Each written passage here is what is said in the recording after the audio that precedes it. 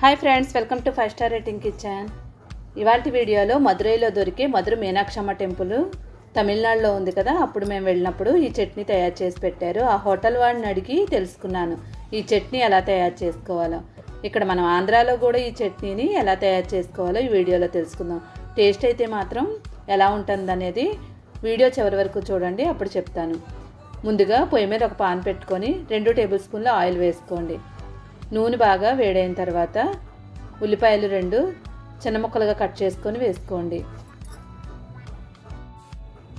ఉల్లిపాయలని 2 నిమిషాలు వేగనివ్వండి. ఎక్కువసేపు వేగకుండా 2 నిమిషాలు వేగితే సరిపోతుంది. ఇప్పుడు దీనిలో మనం కారం కోసం పచ్చిమిరపకాయలు తీసుకుంటున్నాము. ఈ చట్నీ కోసం పచ్చిమిరపకాయలు కొంచెం ఎక్కువే పడతాయి. ఇక్కడ నేను 8 తీసుకుంటున్నాను, పెద్దవి కాబట్టి.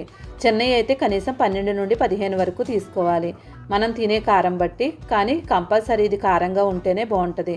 ఎల్లుల్లిపాయలు 8 ఇవి కూడా వేసిన తర్వాత 2 నిమిషాలు వేయించుకొని స్టవ్ ఆఫ్ చేసుకోండి. మరీ ఎక్కువ వేయించకూడదు. చూడండి, ఉల్లిపాయలు ఈ కలర్లో ఉన్నప్పుడే స్టవ్ ఆఫ్ చేసేసుకోవాలి. ఉల్లిపాయలు, పచ్చిమిరపకాయలు, ఎల్లుల్లిపాయలని బాగా చల్లారనివ్వండి. ఇప్పుడు ఓ మిక్సీ గిన్నె తీసుకొని ఉల్లిపాయలు, పచ్చిమిరపకాయలు, ఎల్లుల్లిపాయలని దానిలో వేసేసుకోండి. నెక్స్ట్ మనం 1/2 కప్పు వేయించిన శనగపప్పు చట్నీకి వేసుకుంటాం కదా, దాన్ని 1/2 కప్పు వేసుకోండి. రుచికి తగినంత సాల్ట్ వేసుకోండి. దీనికి సాల్ట్ కొంచెం ఎక్కువే పడుతుంది, ఎందుకంటే ఇది పలచగా ఉంటుంది కాబట్టి. ఇప్పుడు ఒకసారి మిక్సీ చేసుకొని తర్వాత నీళ్లు వేసుకొని మళ్ళీ మిక్సీ చేసుకొని మెత్తని పేస్ట్లా తయారు చేసుకోవాలి. ఇలా ఒకసారి తిప్పుకొని తర్వాత మిక్సీ చేసినట్లయితే తొందరగా మెత్తగా అయిపోద్ది చట్నీ. చూడండి, చట్నీ ఇలాగ అయ్యే వరకు మెత్తగా చేసుకోండి. నెక్స్ట్ పొయ్యి మీద ఒక పాన్ పెట్టుకొని పాన్ వేడైన తర్వాత 2 టేబుల్ స్పూన్ల నూనె వేసుకోండి.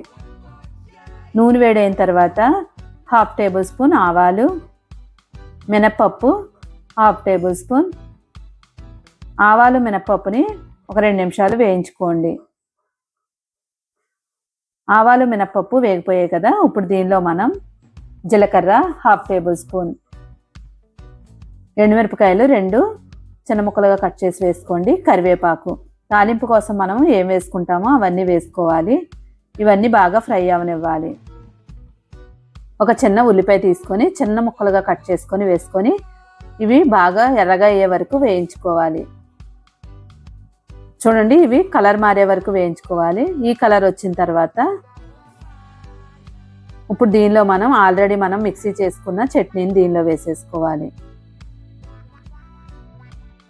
వీడియో చివరి వరకు చూసి నచ్చితే మాత్రం తప్పకుండా లైక్ చేయండి. లైక్ చేయడం మాత్రం మర్చిపోద్దు. ఇలా లైక్ చేయడం వల్ల ఛానల్ అనేది గ్రోత్ అవుతుంది, ఇంకా ఈ వీడియో చాలామందికి షేర్ అవుతుంది. ఇప్పుడు బాగా కలిపేసుకొని కొంచెం నీళ్లు వేసుకొని మళ్ళీ కలిపేసుకోండి. ఈ చట్నీ బాగా పలచగా అయ్యే వరకు మనం నీళ్లు వేసుకొని కలుపుకోవాలి. నీళ్లు వేసిన తర్వాత 2 నిమిషాలు ఉడకనివ్వాలి. ఇలా ఉడికిన తర్వాత స్టవ్ ఆఫ్ చేసేసుకోవాలి. ఇలా శనగపప్పుని ఉడికించడం వల్ల ఎక్కువ శనగపప్పు వాసన రాకుండా ఉంటుంది. చట్నీ కూడా మంచి టేస్ట్ వస్తుంది. ఇప్పుడు మనం ఇడ్లీలోకి ఇది చట్నీ అనేది చాలా బాగుంటుంది. ఈ చట్నీ టేస్ట్ చేస్తే ఎలా ఉందనేది చెప్తాను, ఎందుకంటే ఈ చట్నీని మనం ఆల్రెడీ బొంబాయి చట్నీ తయారు చేసుకుంటాం కదా. టేస్ట్ అయితే మాత్రం సేమ్ బొంబాయి చట్నీ టేస్టే. చాలామందికి బొంబాయి చట్నీ ఇష్టం ఉంటుంది కదా, అలాంటి వాళ్ళు తప్పకుండా దీన్ని ఇష్టపడతారు.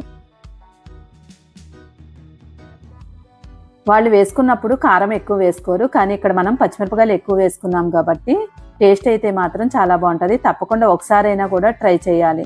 ఈ వీడియో కనుక నచ్చితే తప్పకుండా లైక్ చేయండి, షేర్ చేయండి. మరిన్ని మంచి మంచి వీడియోల కోసం 5 స్టార్ రేటింగ్ కిచెన్ని సబ్స్క్రైబ్ చేసుకొని పక్కనే ఉన్న బెల్ ఐకాన్ని క్లిక్ చేయడం మాత్రం మర్చిపోవద్దు. Thank you for watching 5 star rating kitchen.